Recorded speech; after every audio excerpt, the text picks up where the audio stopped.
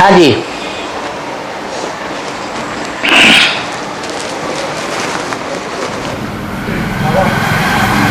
भारत की सभ्यता की बात आती है, भारत की सभ्यता की बात आती है तो सिंधु घाटी की सभ्यता कहा जाता है। भारत की सभ्यता की बात आती है हाँ। तो सिंधु घाटी की सभ्यता कहा जाता है। हाँ, सिंधु घाटी की सभ्यता जो कही जाती है और जो हिस्ट्री निकाली है सिंधु घाटी की सभ्यता की, जिस समय वो सभ्यता की घाटी की खुदाई हुई थी तब सत्ता पश्चिमी धर्म पिताओं के फॉलोअर्स के हाथ में थी या भारतीय लोगों के हाथ में थी? पूर्व सभ्यता है ना हमारी, है भारत की पूर्वी सभ्यता कहा जाता है। हाँ, जो सिंधु घाटी की सभ्यता को लेकर के पश्चिमी सभ्यता और मेसोपोटामिया की सभ्यता को लेकर के, ग्रीस की खुदाइयों को लेकर के, मोहनजोदड़ो हड़प्पा की खुदाइयों को लेकर के, जो पश्चिमी साहित्यकार पश्चिमी इतिहासविदों ने जो बवंडर खड़ा किया है वो अपने को ऊंचा करने के लिए खड़ा कर दिया। वो हिस्ट्री सही नहीं है। कि बाप आके यमुना के किनारे में। हाँ जी। और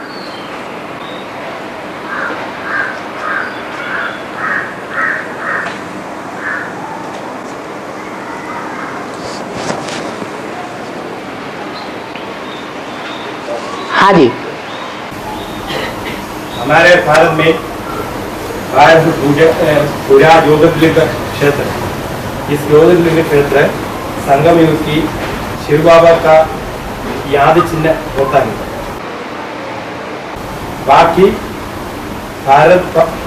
बाकी हमारा भारत बाघा क्षेत्र 8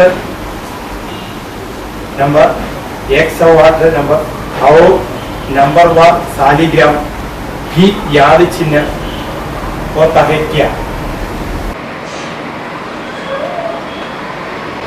कोई ने इस बात को समझा?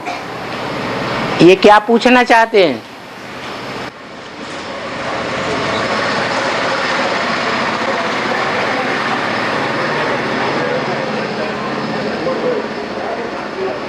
अरे नहीं, इधर आने की जरूरत नहीं है। ये क्या पूछना चाहते हैं, कोई ने समझा? हाँ। शिवलिंग जो है, हाँ? जो शिवलिंग है, हाँ। वो शिवलिंग जो है वो यादगार है। वैसे ही अष्टदेव का भी यादगार है, हाँ। ज्योतिर्लिंग का। हाँ। वैसे ही पूछ रहे हैं कि शालिग्राम वगैरह का भी यादगार है क्या? हाँ हाँ, ऐसा पूछ। लाख लाख शालिग्राम बनाते हैं। रुद्र यज्ञ रचते थे तो लाखों की तादाद में बड़े बड़े सेठ शालिग्राम बनवाते थे। सुबह को बनवाते थे और शाम को तोड़ देते थे। ब्राह्मणों के द्वारा बनवाते थे। कहाँ की यादगार है? वो ब्राह्मण अभी अपनी स्थिति को शालिग्राम के मुआफिक आत्मिक स्थिति में रहने वाला बनाते हैं या नहीं बनाते हैं? अभी प्रैक्टिस कर रहे हैं या नहीं कर रहे हैं? कर रहे हैं। हमारा सेठ है शिव बाबा, वो बनवा रहा है। आदिकाल से ही संगम के ये प्रैक्टिस चलती चली आ रही है।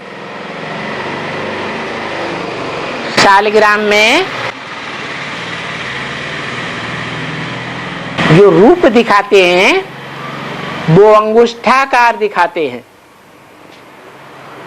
शास्त्रों में इसीलिए उन्होंने लिख दिया है आत्मा अंगुष्ठाकार है। वास्तव में आत्मा इतनी बड़ी नहीं है, परंतु अंगुष्ठाकार इसलिए बनाया है कि उसमें बंधन दिखाया जा सके। शालिग्राम में बंधन देखा है? काले काले शालिग्राम होते हैं, उनमें सफेद बंधन होता है। जो सफेद होते हैं उनमें काला बंधन होता है। इसका मतलब ये हुआ कि चाहे कितनी भी आत्मिक स्थिति में रहने वाली प्रैक्टिस करें, लेकिन फिर भी उनको कर्म बंधन कभी न कभी जरूर लगता है। इसलिए शालिग्रामों में वो बंधन दिखाते हैं। अभी की यादगार है, राम और कृष्ण की आत्माओं को भी शालिग्राम के रूप में दिखाते हैं, क्योंकि उनको भी कर्मों का बंधन लगता है। शिवलिंग को बंधन नहीं दिखाते। और बाबा, अभी एक बात निकल कर आई है कि बाबरी मस्जिद जो बना गया था, हाँ। वो बाबर ने नहीं बनवाया था, औरंगजेब ने बनवाया था। क्योंकि बाबर तो उधर शासक था, ऐसा कहा जाता है। उन्होंने विश्व किशोर करके इतिहासकार है, यूपी साइड के, उन्होंने ऐसे बताया कि अभी वो जो मस्जिद जो बनाई वो औरंगजेब ने बनाई थी, बाबर ने नहीं बनवाई थी। एक बाबरी मस्जिद की ही बात नहीं है, मोस्टली जितनी मस्जिदें हैं वो मंदिरों को तोड़ करके मस्जिद बनाई गई है। इसलिए जहां कृष्ण जन्म की यादगार है मथुरा में, वहां यादगार के साथ ही मस्जिद जुड़ी हुई है। जहां राम जन्म की यादगार मंदिर बनाया गया, राम मंदिर, उसके साथ ही मस्जिद जुड़ी हुई थी। वो परंपरा बाबर ने डाली। क्या परंपरा डाली? मंदिरों को तोड़ करके मस्जिद बनाई।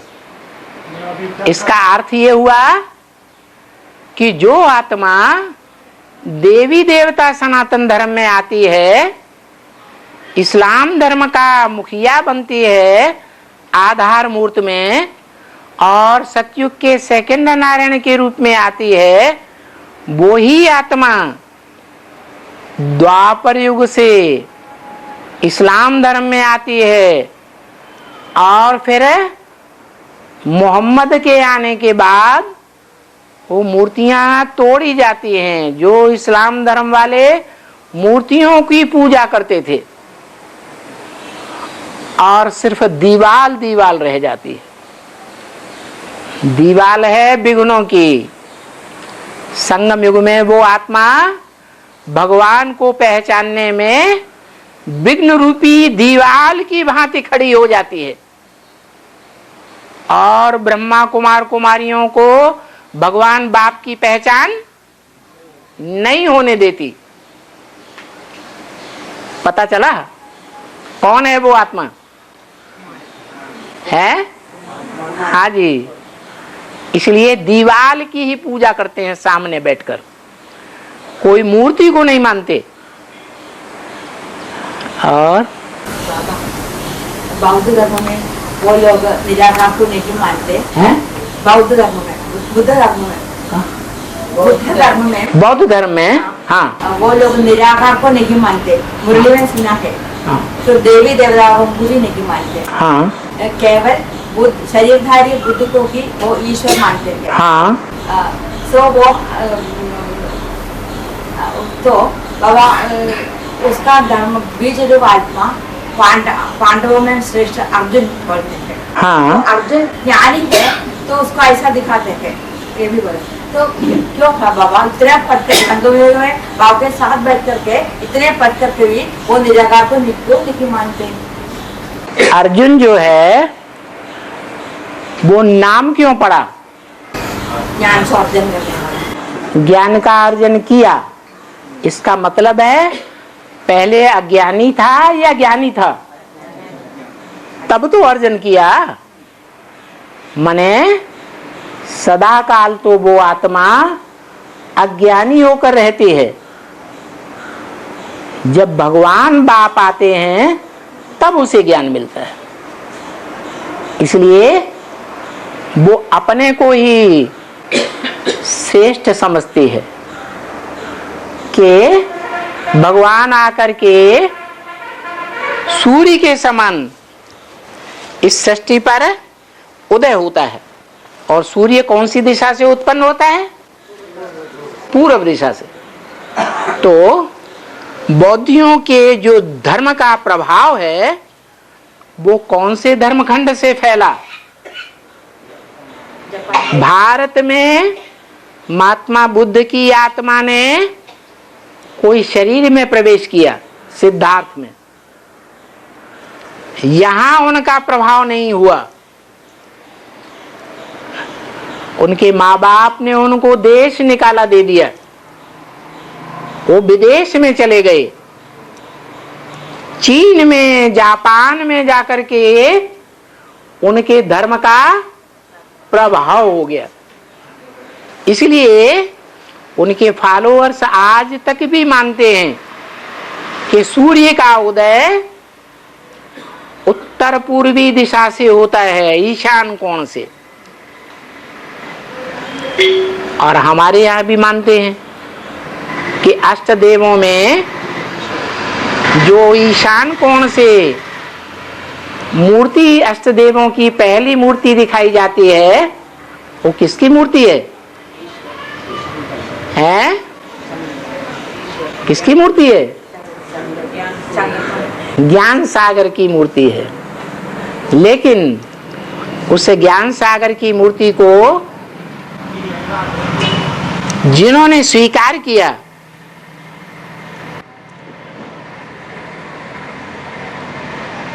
वो तो देवी देवता सनातन धर्म के पक्के फॉलोअर हुए। और जिन्होंने उस ज्ञान सागर की मूर्ति को नहीं पहचाना और अपने ही पुरुषार्थ को श्रेष्ठ समझा कि सही ज्ञान का अर्जन करने वाला मैं हूं, वो गलतफहमी इसलिए हो गई कि हिंदुओं ने ही भगवान को बुद्ध के रूप में स्वीकार कर लिया। भारतीय शास्त्रों में जो 10 अवतार दिखाए गए हैं, भगवान के 10 अवतार, उनमें बुद्ध का नाम है या नहीं है? हैं? बुद्ध को भगवान मान लिया, इसलिए उनको नशा चढ़ गया कि भगवान जो है बुद्ध के रूप में ही आता है।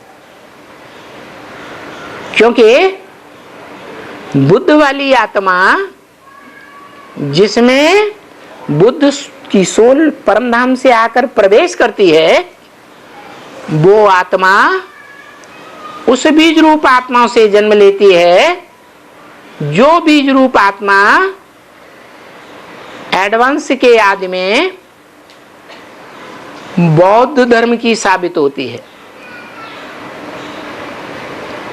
भारतीय परंपरा में आया है कि ब्रह्मा के पहले पहले 4 पुत्र उत्पन्न हुए। कौन कौन से?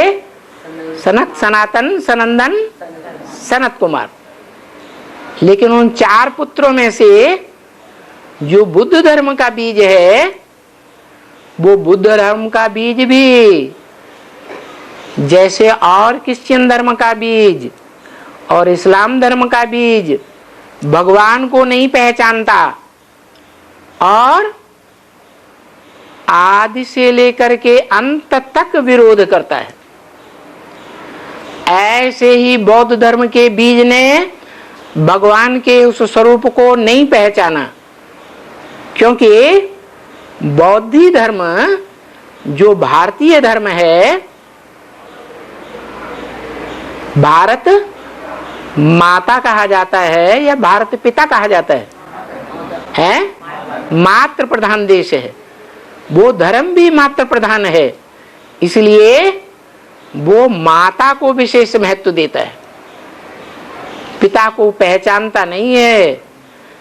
इसलिए उसमें कमजोरी आती है कि जितने भी भारतीय धर्म हैं, बौद्ध धर्म हो, संन्यास धर्म हो, सिख धर्म हो, आर्य समाजी हो, ये सब विदेशी धर्मों से प्रभावित हो जाते हैं। इनका बीज एडवांस के आदि में ही पड़ जाता है। जो बौद्ध धर्म की बीज रूप आत्मा है वो इस्लाम धर्म के बीज से और क्रिश्चियन धर्म के बीज से प्रभावित हो जाती है। प्रभावित होने के कारण भगवान बाप के पार्ट को भूल जाती है, भूल भी जाती है। इसलिए कुमार होने के बावजूद भी वो फिर शादी करती है, बच्चे पैदा करती है और वो आस्था नहीं रहती एक के ऊपर। इसलिए वो अपन को ही भगवान समझते हैं। उनके फॉलोअर्स भी बुद्ध को ही भगवान समझते हैं। बौद्ध धर्म वाले न आत्मा को मानते हैं, न परमपिता परमात्मा को मानते हैं, न स्वर्ग को मानते हैं, न नरक को मानते हैं। इसलिए उल्टा ज्ञान उठाते हैं। अहिंसा परमो धर्म। क्रिश्चियंस ने, मुसलमानों ने जब आक्रमण किए तो उन्होंने हाथ उठा दिए, अहिंसा परमो धर्म, हम कोई हिंसा नहीं करेंगे, लड़ाई नहीं लड़ेंगे, हमारे बीवी बाल बच्चों को भले तुम उठा ले जाओ। बताओ, बीवी बाल बच्चे जिन्होंने जीवन भर साथ दिया, उनके दिल के ऊपर क्या बीतेगी? उन्हें जीवन भर दुख आएगा या नहीं आएगा? स्वधर्मे निधनम से यह परधर्मो भयावह। अपने धर्म में मर जाना अच्छा, दूसरे का धर्म भयभीत करने वाला धर्म है। उस समय उन बौद्धियों के बीवी बाल बच्चों को भय पैदा हुआ होगा कि नहीं? भय पैदा हो जाता है। पता नहीं है हमारे साथ दूसरे धर्म वाले क्या व्यवहार करेंगे, और करते भी। उनको दास दासी बना करके रखते हैं,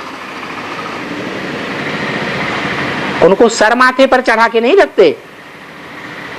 तो जो अपने ही घर वालों को, अपने ही बीवी बाल बच्चों को दुख देता है, हिंसा करता है, वो दूसरों को हिंसा नहीं करेगा, है? दूसरों पर हिंसा जरूर करेगा। नियम क्या है? पहले घर का सुधार, फिर पर का सुधार। घर में ही हिंसा कर दी तो दुनिया का सुधार कैसे करेंगे? दुनिया को अहिंसक कैसे बनाएंगे? बाकी मान्यता है अपनी अपनी, अंधश्रद्धा की मान्यता है कि बुद्ध जो थे वो भगवान थे। अरे बुद्ध भगवान थे तो उनके बाद ये दुनिया नरक क्यों बननी चाहिए? भगवान आता है तो नरक को नारायण बनाता है, नरक को क्या बनाता है? स्वर्ग बनाता है। क्या बुद्ध के आने के बाद ये दुनिया स्वर्ग बनी? नहीं बनती। जैसे और धर्म पिता है, आया राम गया राम, परिवर्तन दुनिया का कुछ भी नहीं होता। ऐसे ही है, बजाय परिवर्तन होने के और ही दुनिया वालों से, दुनिया के धर्मों से, राज्यों से भीख मांगने पर चलते हैं।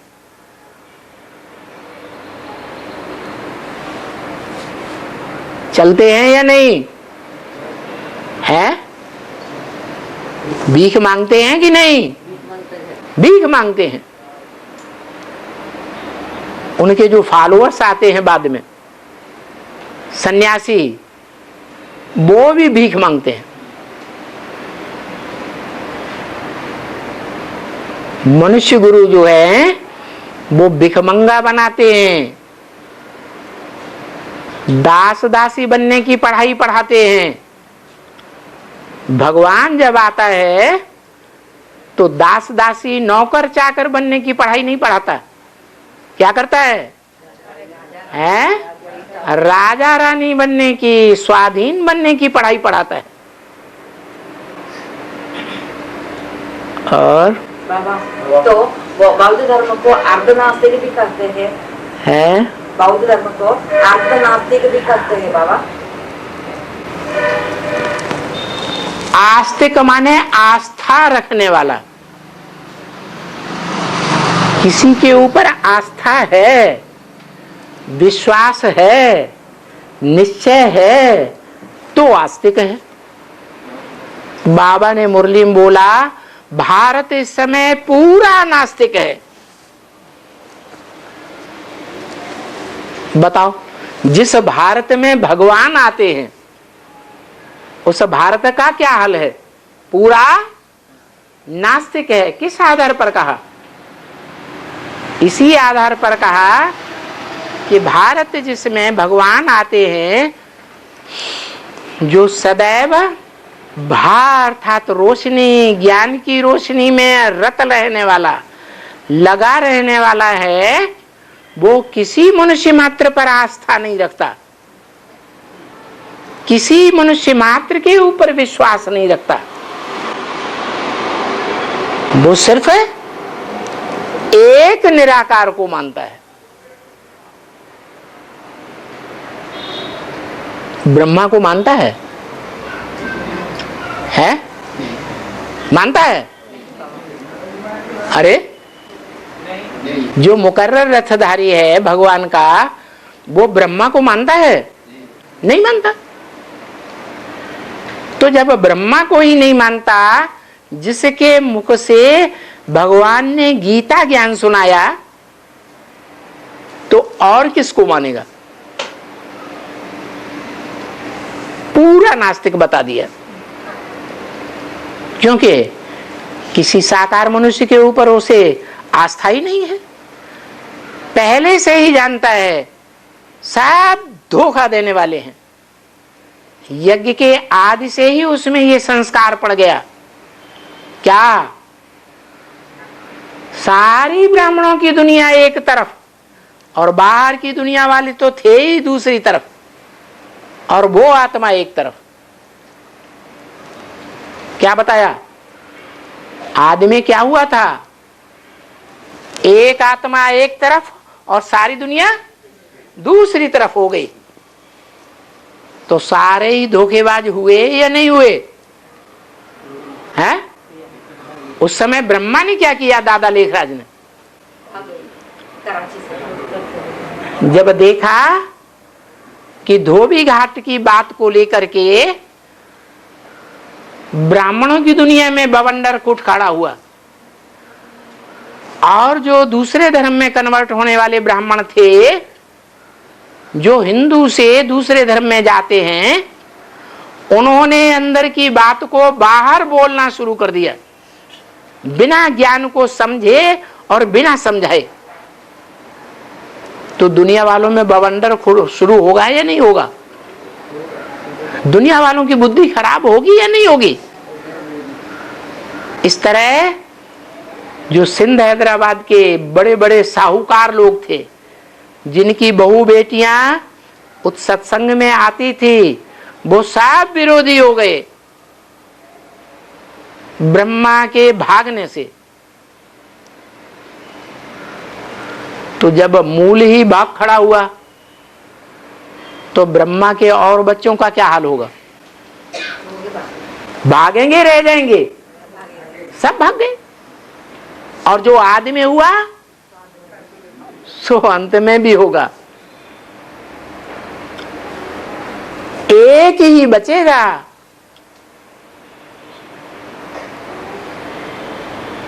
जो अष्टदेव कहे जाते हैं, उनको भी माया गिरा देगी, उनको भी नहीं छोड़ेगी। बाद में फिर भले जल्दी आ जाए। अगर ऐसा न हो तो जो मालाएं हैं वो कैसे बनेंगी? अव्वल नंबर की माला 8 की, कैसे बनेगी? नंबर बनने का कोई तो तरीका होगा। परीक्षा होगी या नहीं होगी? है? होगी। माया जरूर परीक्षा लेती है फाइनल। उस फाइनल परीक्षा में माया सबको फेल कर देती है।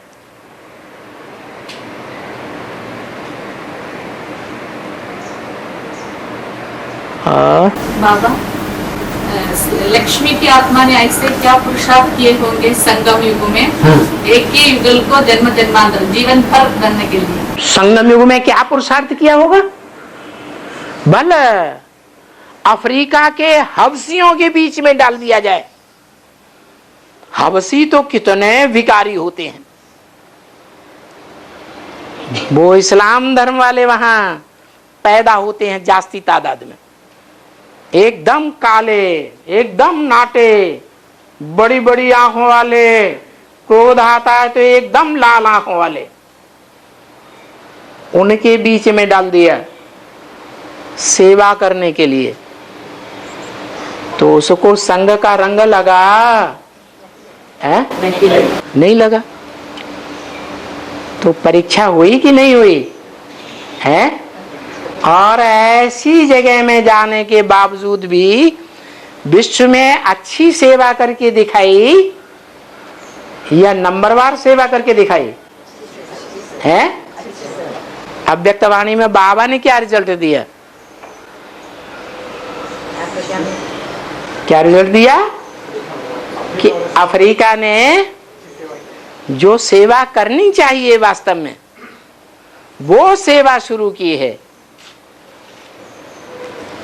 और दूसरे देशों के लिए नहीं बोला, भारत के लिए भी नहीं बोला। तो क्या किया? लक्ष्मी ने कुछ किया या नहीं किया है? सेवा की। क्या सेवा की? कोई भी सेवा में, दुनिया के कोई भी कार्य में ऐसा कौन सा विशेष गुण होता है जो सफलता मिलती है? प्योरिटी से दुनिया के सारे काम होते हैं। प्योरिटी है तो यूनिटी होती है,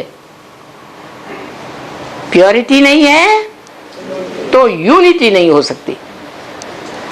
सदा काल की यूनिटी नहीं हो सकती। इस्लामियों की तरह, मुसलमानों की तरह अल्पकाल की यूनिटी होगी, लेकिन चारों युगों की यूनिटी से प्योरिटी ही निमित्त बनती है। तो लक्ष्मी मी माने मुझे, लक्ष्य मुझे लक्ष्य ये धारण करना है, धारण किया है। क्या?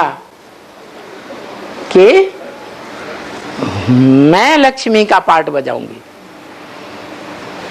जैसे कुमार का दादी के ने लक्ष्य लिया था, मम्मा बाबा की गद्दी नशीन मैं बनूंगी। तो लक्ष्य पाया या नहीं पाया? पाया। ऐसे ही वो आत्मा जब से ज्ञान में आती है तब से ये लक्ष्य लेकर के चलती है कि अगर नारायणी बनना है तो मुझे बनना है। और ब्रह्मा बाबा का सूक्ष्म शरीर गुलजार दादी में प्रवेश करता है, लेकिन व्यापारी आत्मा में सदा आत्मयुग से प्रवेश करके पड़ी रहा। यही कालत्व में ये सूक्ष्म शरीर किधर सुरक्षित रहता है और कैसा सुरक्षित है? क्योंकि यही सूक्ष्म शरीर फिर वापस गुलजार दादी जी के शरीर में प्रवेश करना अनिवार्य है।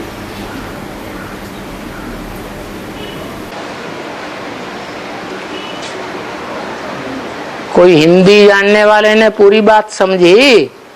भाई पूछ रहे हैं हाँ जो ब्रह्मा बाबा का सूक्ष्म शरीर हाँ गुलजार दादी में जब प्रवेश करते हैं हाँ। सूक्ष्म शरीर होकर प्रवेश करते हैं, हाँ सूक्ष्म शरीर से प्रवेश करते हैं। और जब बाबा में आते हैं हाँ तो वो सूक्ष्म शरीर कहाँ गायब हो जाता है देखो, और कहाँ पे सुरक्षित रहता है? कमजोर आत्मा को पावरफुल आत्मा का संग लगता है या पावरफुल आत्मा को कमजोर का संग लगता है? हैं? कमजोर आत्मा को पावरफुल का संग का रंग लगता है। गुलजार दादी के मुकाबले ब्रह्मा बाबा की आत्मा ज्यादा पावरफुल है या कमजोर है? हैं? कमजोर है। कमजोर थी नहीं, क्योंकि जब गुलजार दादी बचपन में थी, कन्या थी, ब्राह्मणों के आश्रम में पली थी, दुनिया में नहीं, तो उसमें प्योरिटी की पावर ज्यादा थी या कम थी? गृहस्थी में रचे पचे ब्रह्मा बाबा के मुकाबले ज्यादा प्योरिटी की पावर थी या कम थी? ज्यादा थी। तो ये कैसे कह दिया कि गुलजार दादी कम पावर वाली है और ब्रह्मा बाबा ज्यादा पावर वाले थे? हैं? प्रवेश करता है सूक्ष्म शरीर प्रवेश करता है। आत्मा की बात है। आत्मा चाहे सूक्ष्म शरीर हो चाहे स्थूल शरीर हो, दोनों को कंट्रोलर कौन है? आत्मा ही है ना। तो सवाल ये है, गुलजार दादी की आत्मा ब्रह्मा की आत्मा के मुकाबले कमजोर है या पावरफुल है? हैं? क्यों है? कम जन्म लेते हैं। आपको कैसे मालूम कम जन्म लेते हैं? प्रूफ बताएंगे? नहीं। बात यह है कि ब्रह्मा बाबा बचपन में गुलजार दादी को बुलाते थे और वो भाग जाती थी। जब जब उन्होंने उनको अपने पास बुलाया तब तब तो भाग गई, पास में नहीं आई। फिर बाद में दिल्ली के कमला नगर सेंटर में पहली बार सेंटर खुला। तब तक दादी बचपन में थी या नौजवान हो चुकी थी? है? अरे नौजवान हो चुकी थी। और उनको बाबा ने कमला नगर सेंटर में भेजा, साथ में जगदीश भाई भी गए। समझा? और वर्षों तक वहां रही, तब तक जब तक 73-74 में दिल्ली का जो मुख्य सेंटर है वो नहीं बना। जब वो मुख्य करोल बाग का सेंटर बन गया तो दादी का ट्रांसफर हुआ उस मुख्य सेंटर में। तो देखो सन 51-52-53 से कमला नगर सेंटर तैयार हुआ और वहां से लेकर के 72-73 तक कितने साल हुए हैं? 20 साल का लगभग हो गए। 20 साल तक जगदीश भाई के साथ रहे तो संघ का रंग लगेगा या नहीं लगेगा? है? नहीं लगेगा। तो उस संघ के रंग से उनकी आत्मा कमजोर बनेगी या ब्रह्मा बाबा के मुकाबले जास्ती पावरफुल बनेगी? है? कमजोर बन गई। इसलिए जब बाबा ने शरीर छोड़ा तो ब्रह्मा बाबा दादा लेखराज की आत्मा को मौका मिल गया कि जिसके प्रति वो पहले से ही आकर्षित होते थे और उनका आकर्षण पूरा नहीं हुआ, तो उस आत्मा ने क्या किया है, उनको कब्जे में कर लिया और घोषणा भी कर दी ब्राह्मण परिवार में कि मैं किसमें आऊंगा, किसमें आकर के वाणी चलाऊंगा। बता दिया नाम भी, गुलजार में आऊंगा और संदेशियों में जो पार्ट बजाता हूं वो अव्यक्त पार्ट थोड़े समय के लिए हो सकता है, लेकिन वो अव्यक्त पार्ट सदा काल के लिए नहीं हो सकता। और अभी भी आ रहे हैं।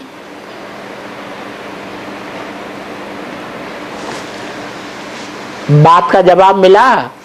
उनका पूछना ये था, हाँ। अभी ये सूक्ष्म शरीर हाँ जो गुलजारगाड़ी में आता है, हाँ वो सूक्ष्म शरीर जब बाबा में आते हैं तो हाँ। वहाँ पे सुरक्षित रहता है, कैसे अप्रत्यक्ष हो जाता है? सुरक्षित रहता है? हाँ, ये सूक्ष्म शरीर नहीं, वो सूक्ष्म शरीर जो है वो उनका बीज रूप स्टेज में बदल जाता है संग के रंग से। दोनों के मुकाबले, बाप और बच्चे के मुकाबले, क्योंकि राम बाप कहा जाता है और कृष्ण बच्चा कहा जाता है, तो ज्यादा पावरफुल कौन होता है? बाप ही ज्यादा पावरफुल होता है। मुरली में भी बोला, पूछा है ब्रह्मा का बाप कौन, तो जब पूछा है कई बार तो जवाब भी देना चाहिए ना। कौन है ब्रह्मा का बाप?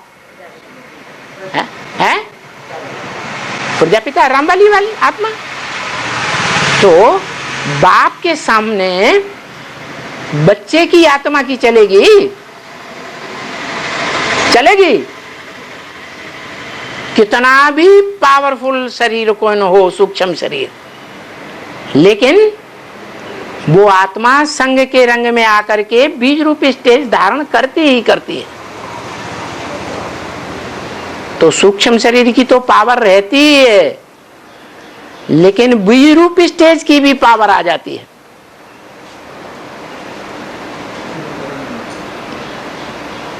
गुलजार दादी में जाती है तब जब राम वाली आत्मा के द्वारा शिव बाप जब टीचर का पार्ट बजाते हैं तो उन बातों में उनको संशय आता है। सबसे जास्ती जन्म मरण के चक्र में कौन आत्मा आती है? निश्चय अनिश्चय के चक्र में सबसे जास्ती कौन सी आत्मा आती है? ब्रह्मा बाबा। वो ब्रह्मा बाबा जब अनिश्चय के चक्र में आते हैं तो फिर सूक्ष्म शरीर धारण कर लेते हैं। गुलजार दादी में जाते हैं सूक्ष्म शरीर से, इसलिए उनका चेहरा मोहरा बदल जाता है।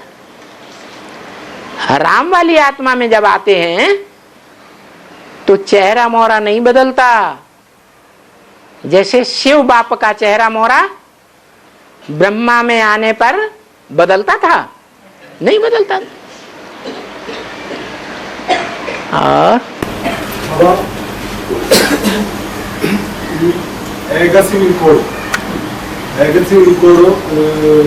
നമ്മുടെ സനാതനധർമ്മവുമായിട്ടുള്ള പരിധിയില്ലാത്ത അർത്ഥം. अभी यूनिफॉर्म सिविल कोड की बात चल रही है, സമാന समान कायदे की बात चल रही है। यूनिफॉर्म समान? सिविल कोड, समान कायदा, समान नियम।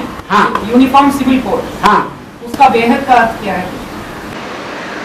अभी नियमों में हाँ जो कहते हैं ना कि सब सारे धर्म के लिए भारत में एक ही कानून चाहिए करके सभी धर्मों के लिए एक कानून चाहिए। हाँ चर्चा चल रही है। हाँ तो उसका सनातन धर्म के आधार पे, हाँ सनातन धर्म के आधार पर उसका क्या? समझ गया। जब दुनिया का लास्ट विनाश होगा ना, तो जो भी 500-700 करोड़ आत्माएं कोई भी धर्म की हो, लास्ट वाली ही आत्मा क्यों न हो, वो शिव बाप के साकार रूप को जानेगी या नहीं जानेगी? है जानेगी। और जब जानेगी तो उसके कायदे कानून पर चलने के लिए मजबूर हो जाएंगी या नहीं हो जाएंगी? बस हो गया। अभी दुनिया में कोई भी मनुष्य मात्र किसी भी धर्म का क्यों न हो, एक झंडे के नीचे आना है। ये सब मंदिर, मस्जिद, गिरजाघर, गुरुद्वारे सब चलने लग पड़ेंगे, एक ही बड़ा मंदिर रह जाएगा जहां एक राज्य होगा, एक धर्म होगा, एक भाषा होगी, एक मत होगा। सारी दुनिया को उस परमपिता परमात्मा शिव के आगे, उस प्रैक्टिकल स्वरूप के आगे झुकना ही पड़ेगा। तो नियम कानून मानना पड़ेगा या नहीं मानना पड़ेगा? है मानना पड़ेगा। बाबा, शंकर का पुरुषार्थ कब शुरू होता है और कब खत्म होता है? शंकर कहा कब जाता है? क्योंकि ये नियम है भारतीय शास्त्रों में, काम के आधार पर, प्रैक्टिकल पार्ट के आधार पर नाम पड़ता है। दुर्योधन, दुह माने दुष्ट, योधन माने युद्ध करने वाला। जिसने दुष्ट युद्ध किया वो दुर्योधन। दुशासन, जिसने दुष्ट शासन किया वो दुशासन। युधिष्ठिर, युधिष्ठिर जिसने युद्ध में स्थिरता दिखाई। देहम वा पातयामि, क्या देह भली चली जाए, कार्यम वा साधयामि। कौन है वो आत्मा? ब्रह्मा वाली आत्मा, जिसने बहुत सहन किया। पांडवों में सबसे ज्यादा सहनशील कौन था? युधिष्ठिर। बिरला मंदिर में भी लिखा हुआ है कि धर्मराज ने दिल्ली को परिस्थान बनाया। तो कब बनाया है? अरे संगम युग में ही बनाया ना।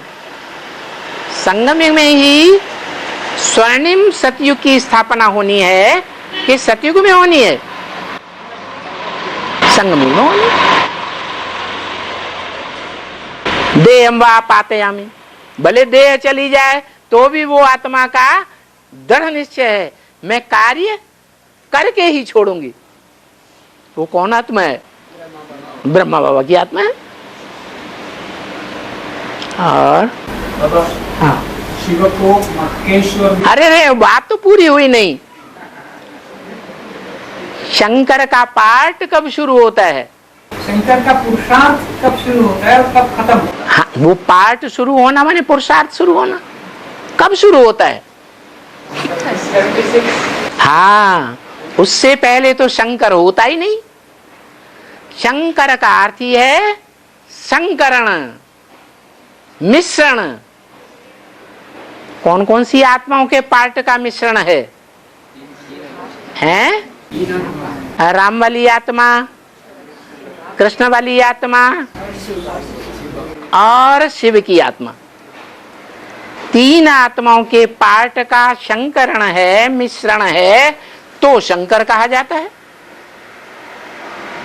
नहीं तो शंकर कैसे कहा जाएगा? वहां से पुरुषार्थ की शुरुआत होती है। शंकर का जो पार्ट है उसका मुख्य लक्ष्य क्या है? खास पार्ट क्या है? है? अरे शंकर का कोई पार्ट का गायन है? शंकर द्वारा विनाश। तो क्या सन 76 से ब्राह्मणों की दुनिया में विघटन नहीं शुरू हुआ? ब्राह्मणों की दुनिया में टूट फूट शुरू नहीं हो गई है? टूट फूट शुरू हुई या नहीं? हो गई। भक्ति मार्ग में उनके फॉलोअर हुए शंकराचार्य। शंकराचार्य ने क्या किया? उन्होंने भी यही किया। भारत में से बौद्ध धर्म, क्रिश्चियन धर्म, मुस्लिम धर्म, इन सब धर्मों का सफाया कर दिया। भारत के चारों कोनों पर उन्होंने बड़े बड़े मठ स्थापन कर दिए। एक भी सर्प नहीं बचा जो उनका मुकाबला करता। ये व्यभिचार का विष उगलने वाले ये सर्प नेस्त नाबूद भारत में से हो गए। वो तो फॉलोअर का काम हुआ। जो मूल है शंकर, उसका पार्टी क्या है? सब धर्मों का विनाश और एक सद्धर्म की स्थापना की रक्षा होती है। कब कब होगी? बाबा ने बोला, जब तक तुम बच्चे प्रकृति को सात्विक नहीं बनाते हो तब तक दुनिया नई नहीं बन सकती। क्या कहा? बन सकती है? प्रकृति ही सात्विक नहीं बनी तो ये शरीर ब्राह्मणों के हैं, कंचन काया बनेंगे, कंचन काया बनेंगे। तो क्या 5 प्रकृति के जो तत्व शरीर के हैं वो तमो प्रधान तत्वों से कंचन काया बनेगी? बनेगी? नहीं बन सकती। तो ये 5 तत्व कब सत्व प्रधान बनेंगे? ज्ञान से बनेंगे। तत्व जड़ है, ये चैतन्य है। जड़त्व की बुद्धि में ज्ञान बैठेगा? नहीं बैठेगा। हाँ, जो जड़त्वमयी बुद्धि वाले हैं, जानवर हैं, वो भी प्यार की भाषा समझते हैं या नहीं समझते हैं? हैं? गायन है। ऋषियों मुनियों के आश्रम में शेर बकरी भी एक घाट पानी पीते थे। ये ऋषियों मुनि के आश्रम में कौन सा वाइब्रेशन था? तामसी वाइब्रेशन था या सात्विक था? उस सात्विक वातावरण से जो जानवर बुद्धि है, जड़त्वमयी बुद्धि वाले हैं, उनकी भी वाइब्रेशन चेंज हो जाते हैं। जैसे जंगल में रहने वाले जो प्राणी हैं वो ज्यादा तमो प्रधान बन करके बीमार पड़ते हैं, या शहर में रहने वाले, गांव में रहने वाले प्राणी जानवर ज्यादा बीमार पड़ते हैं? हैं? क्यों है? जंगल में शांति लगी पड़ी है। जो तामसी मनुष्य हैं वहां नहीं होते हैं। वातावरण शांत होता है, इसलिए उस वातावरण का असर बीमारियों पर भी पड़ता है। तो मूल बात हुई कि 500-700 करोड़ की दुनिया जब तक रहेगी, 4.5 लाख ज्ञान सूर्य के बच्चों के सामने, तब तक दुनिया का वाइब्रेशन सुधरेगा या और ही बिगड़ता जाएगा? है? क्यों बिगड़ता जाएगा? है? ये तो ज्ञान सूर्य के बच्चे हैं। है?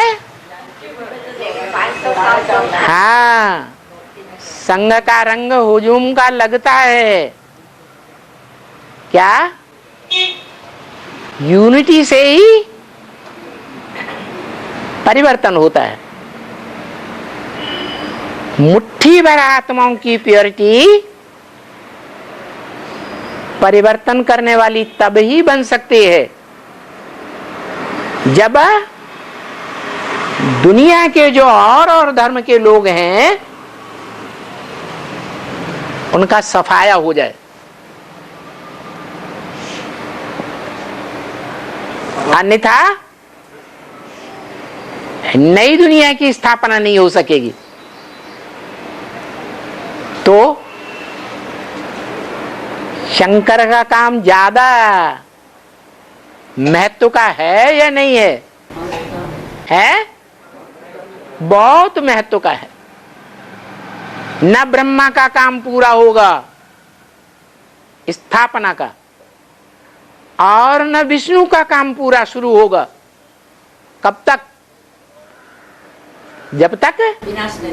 जब तक शंकर का कार्य पूरा न हो।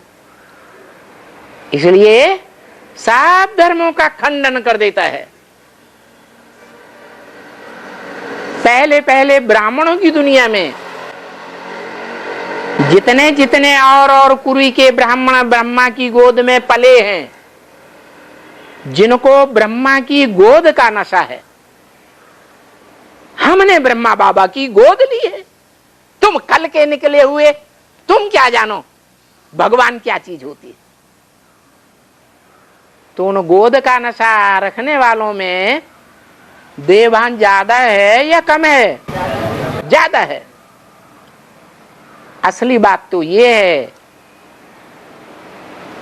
कि बाप जो प्रत्यक्ष होता है जिन सूर्यवंशी बच्चों के सामने, वो सूर्यवंशी बच्चे सारे संसार में फैल करके जितने भी और धर्म फैले हुए हैं संसार में, जो भगवान बाप की बात को नहीं समझते और भगवान बाप को निराकार सोच साकार के रूप में नहीं पहचान पाते, उन सब का विनाश होता है।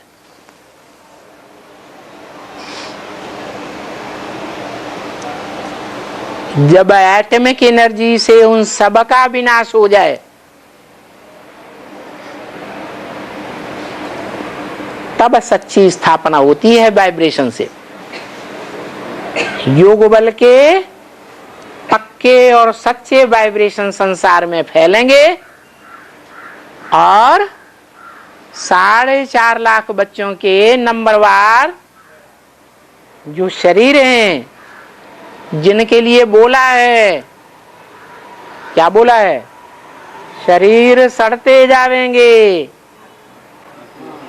और आत्मा पावरफुल होती जाएगी।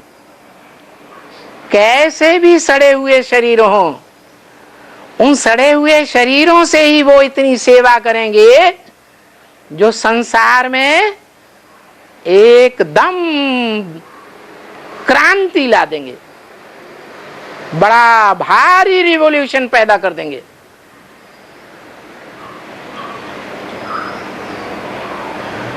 हाँ, शिव को मक्केश्वर भी कहते हैं। शिव को मक्केश्वर भी कहते हैं। हाँ, कपालीश्वर भी कहते हैं। कपालीश्वर भी कापालीश्वर, हाँ। मक्केश्वर इसलिए कहते हैं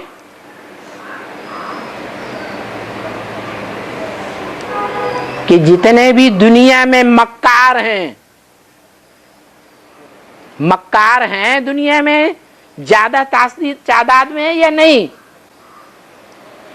मक्कारों की संख्या कम है या बहुत है? बहुत है।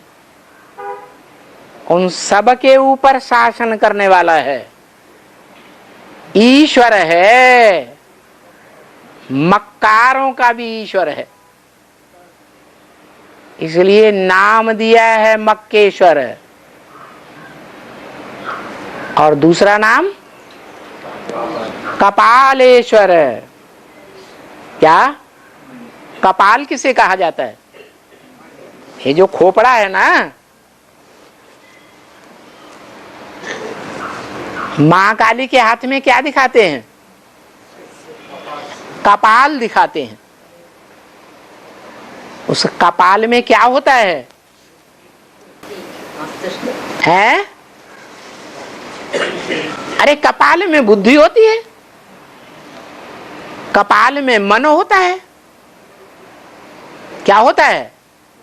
मन बुद्धि का वास कहाँ है? कपाल में है। तो मन वाले, मन को दिल भी कहा जाता है, दिल वाले। और मन से भी ऊपर क्या है? बुद्धि। बुद्धि वाले जो भी बाप के बच्चे हैं, जिन्होंने मन की मनन चिंतन की शक्ति से बाप को पहचाना, अपने आप को पहचाना, और बुद्धिमान बच्चे जो मन के ऊपर भी कंट्रोल करने वाले हैं बुद्धि के द्वारा, उन दोनों प्रकार के बच्चों का ईश्वर है। मन वाले, मना दिल वाले, वो हैं जो चंद्रवंशी कहे जाते हैं, चंद्रमा की औलाद। दिल वाला बाप भी कहा जाता है। क्या कहा जाता है? हैं?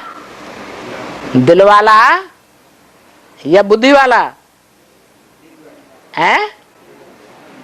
अरे दिल को, दिल वाले बच्चों के ऊपर उसकी नजर रहती है या बुद्धि वाले बच्चों के ऊपर उसकी नजर रहती है? दिल वाले बच्चे। ज्यादा प्यार किसको करता है? दिल वाले बच्चों को प्यार करता है, इसलिए बोलता भी है मन मना भव, मन माने मत, ना हलंत, मत मना भव। मत माने मेरे, मना माने मन में, भव माने समाजा। कौन कहता है? कौन सी आत्मा कहती है? हैं? कौन सी आत्मा कहती है? हैं? अरे आत्मा ये कौन सी बोल रही है? मन मना भव। शिव बाप बोलता है, जो आत्माओं का बाप है वो बोलता है मन मना भव। उसको मन होता है? बाबा को मन जो शरीर में प्रवेश करते हैं, शिव को मन होता है? मन का काम है सोच विचार करना, संकल्प विकल्प करना। तो शिव असोचता है या सोच विचार करने वाला है? हैं? असोचता क्यों है? क्योंकि वो जन्म मरण के चक्र से न्यारा है। जो जन्म मरण के चक्र में आते हैं वो अपने पूर्वजन्मों की बात को भूल जाते हैं, और वो शिव जन्म मरण के चक्र में ही नहीं आता, इसलिए हर जन्म की बात को जानता है। वो त्रिकालदर्शी है, उसको सोचने की जरूरत नहीं है। तो कैसे कहेगा मेरे मन में समा जा? जब तेरा मन ही नहीं है तो मैं कैसे समा जाऊं? जिस शरीर में प्रवेश करते हैं, जिस शरीर में प्रवेश करते हैं उसको मन है। शरीर में आने पर जिस शरीर में प्रवेश करते हैं शिव सुप्रीम सोल, उसको अपना मन है। मना वो अपना तन मन धन स्वाहा नहीं करता है ईश्वरीय कार्य में। जब कर दिया तो अपना कहाँ रहा? ये तो चालाकी हो गई है। अपना मन है या नहीं है? बाबा का मन है, आत्मा का मन एक है। अरे शिव का मन है। शिव जिसमें प्रवेश करता है, जिसको आकुपाई करता है, उसका अपना मन है। उसका है? अरे पति पत्नी को अडॉप्ट करता है तो पत्नी की चलती है या पति की चलती है? हैं? पति की चलती है। पति अपनी मनमानी करेगा या पत्नी अपनी मनमानी करेगी? पति करेगा। तो यहां क्यों कह रहे हो कि शिव है वो जब प्रजापिता को अडॉप्ट कर लेता है तो अडॉप्ट करने के बाद जो प्रजापिता वाली आत्मा है वो तन मन धन अर्पण नहीं करती पति को, करती है ना? तो मन उसका रहा। ये मन सुबह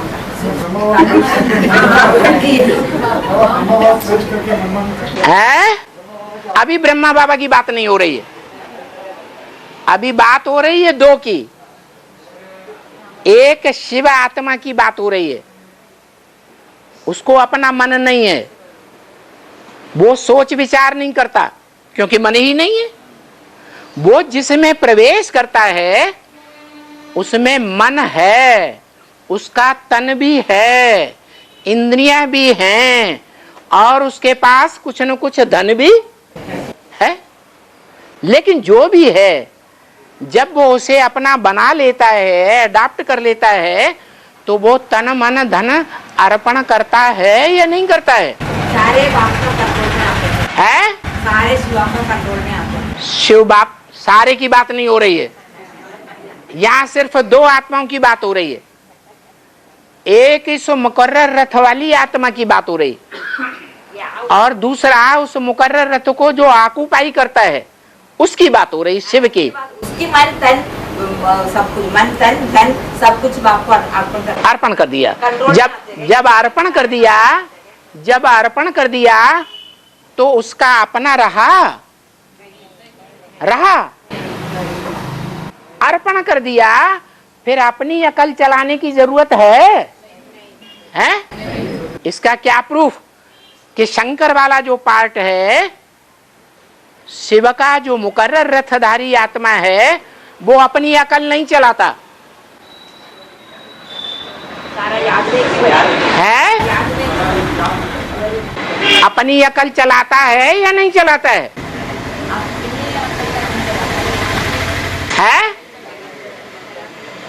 किसकी अकल पर चलता है? हाँ, अगर वो भी मन मत चलाए, शिव ने ब्रह्मा माता गीता माता के द्वारा जो बोला उस पर न चले, अपनी अकल से चले, तो श्रीमत पर चलने वाला हुआ या विधर्मी हुआ? है? विधर्मी हो जाएगा। लेकिन ऐसा तो हो नहीं सकता कि जिस मुकर्रर रथ में प्रवेश करे, आकुपाई करे और वो रथ अपनी मनमानी करे। बाबा ने तो हम बच्चों को भी बोला हुआ है। क्या बोला है?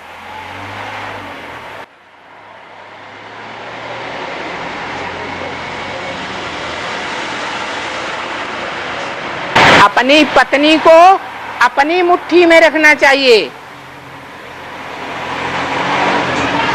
अपने कंट्रोल में रखना चाहिए, क्योंकि वो तुम्हारी रचना है। कौन है?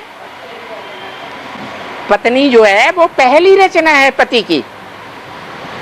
तो रचना वो जो रचयिता के कंट्रोल में हो।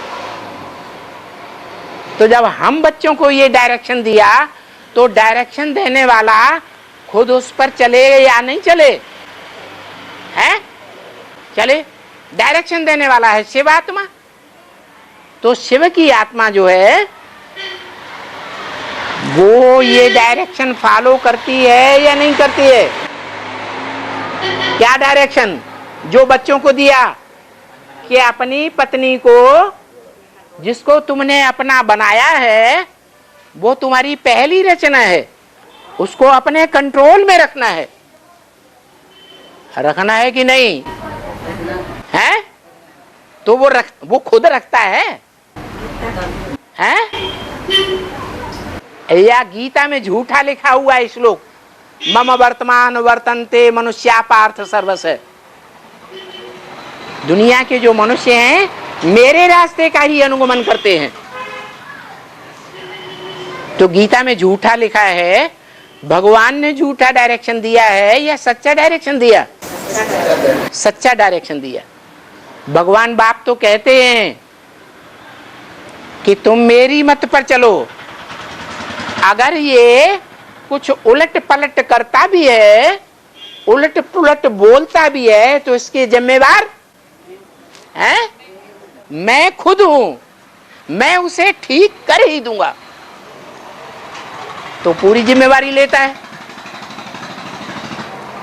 तो उसके कंट्रोल में है या नहीं है? है, कंट्रोल में है। इसलिए मुरली में बोला है कि सारी डोरी इस ड्रामा रूपी रंगमंच पर एक के हाथ में है। किस एक के हाथ में? डायरेक्टर के हाथ में। जो डायरेक्टर पर्दे के पीछे रहता है। गुड़ियों का खेल देखा है? डॉल्स, डॉल्स खेल देखा? पीछे बैठा रहता है, 10 उंगलियां चलाता रहता है, और वो उंगलियों से वो डॉल्स बंधी हुई होती है, उनके अनुसार ही वो एक्ट करती हैं, बोलती हैं। तो वो एक ही डायरेक्टर है। सबकी डोरी किसके हाथ में है? उस एक के हाथ में। तो जिसको वो पहली अपनी रचना बनाता है, वो ही उसके डायरेक्शन में नहीं रहेगी। हैं? ऐसे हो सकता है? हो सकता है कि नहीं? हैं? अरे संशय है? हैं? कंट्रोल में ही रहेगी।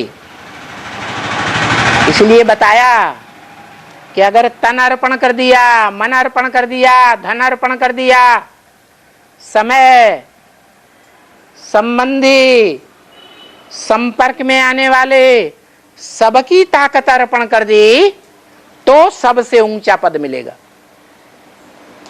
अगर अर्पण नहीं किया तो मुझे अपना सब कुछ देंगे, तो मैं अपनी सारी पावर तुमको दे दूंगा। और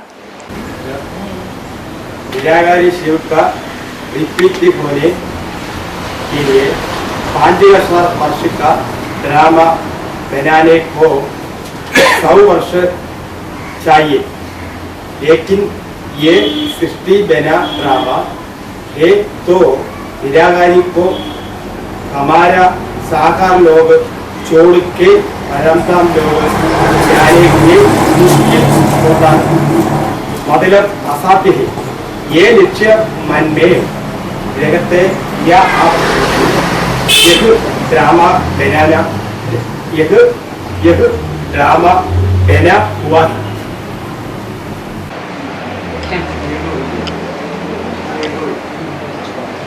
कोई ने समझा नहीं? നിരാകാരി ശിവൻ റിപ്പീറ്റ് ചെയ്യുന്ന ഒരു ഡ്രാമ ഉണ്ടാക്കുന്നതിന് വേണ്ടി 5000 വർഷം എടുത്തു. 5000 നിരാകാരി റിപ്പീറ്റ് 5000 വർഷം കൊണ്ട് റിപ്പീറ്റ് ചെയ്യുന്ന ഒരു ഡ്രാമ നിരാകാരിക്ക് 100 വർഷം എടുക്കേണ്ടി വന്നു ഈ സാഗര ലോകത്തിൽ വന്നിട്ട്. അപ്പൊ റിപ്പീറ്റ് ചെയ്യാത്ത ഒരു ഡ്രാമയായിരുന്നു എങ്കിൽ നിരാകാരിക്ക് ഈ സാഗരം വിട്ട് പോകാൻ പറ്റത്തില്ലായിരുന്നല്ലോ. അതുകൊണ്ടാണോ ഇങ്ങനെ ഒരു റിപ്പീറ്റ് ഡ്രാമ നിരാകാരി ഉണ്ടാക്കിയത്? ये जो पुनरावर्तन हो रहा है 5000 का, वो ड्रामा का पूरा शूटिंग के लिए निराकारी शिव को 100 साल लग रहा है। निराकारी शिव को 100 साल यहाँ आना पड़ रहा है। हाँ, शूटिंग करने के लिए। हाँ, 5000 का। हाँ, तो वापस जाने के लिए ही ऐसा बनाए क्या? हाँ, 5000 का जो ड्रामा बनाए हैं, हाँ, वो इसलिए बनाया है क्या कि 100 साल में वो वापस जा सके? हाँ, ऐसा 100 वर्ष की शूटिंग पूरी होगी, और शूटिंग पूरी होने के बाद वो वापस ही जाएगा। ऐसे ही ये 5000 वर्ष का ड्रामा जब शुरू होगा और लास्ट में खत्म होगा, तो उसको जाना ही जाना है।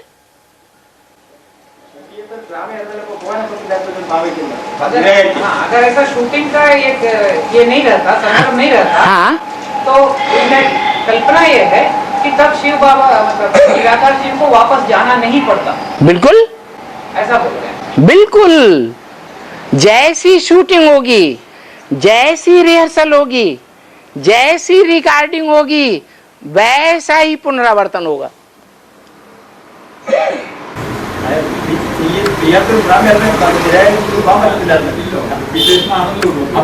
അതുകൊണ്ടാണോ റിപ്പീറ്റ് ചെയ്തെന്ന് ഡ്രാമ ശിവബാബ ഉണ്ടാകുന്ന കാര്യം? ये पुनरावर्तन का ड्रामा क्यों रचे हैं पूछ रहे हैं। रचे नहीं है, ये रचाया है ऑलरेडी। जो रचा जाए तो प्रश्न पैदा होता है कब रचा गया, किसने रचा। इस प्रश्न का सवाल ही पैदा नहीं होता। अनादि ड्रामा है, इसकी आदि नहीं है और इसका अंत भी नहीं है।